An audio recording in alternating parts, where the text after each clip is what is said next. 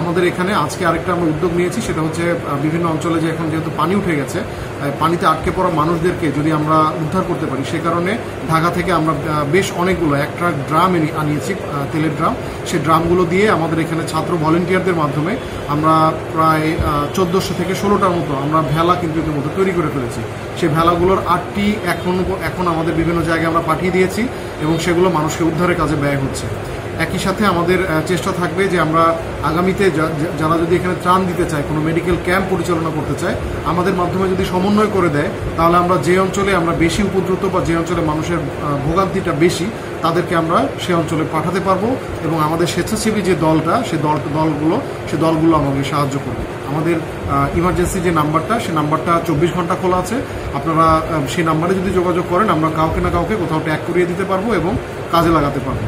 তো আমি সকলকে একত্রে এই দুর্যোগ মোকাবেলার জন্য আহ্বান জানাচ্ছি।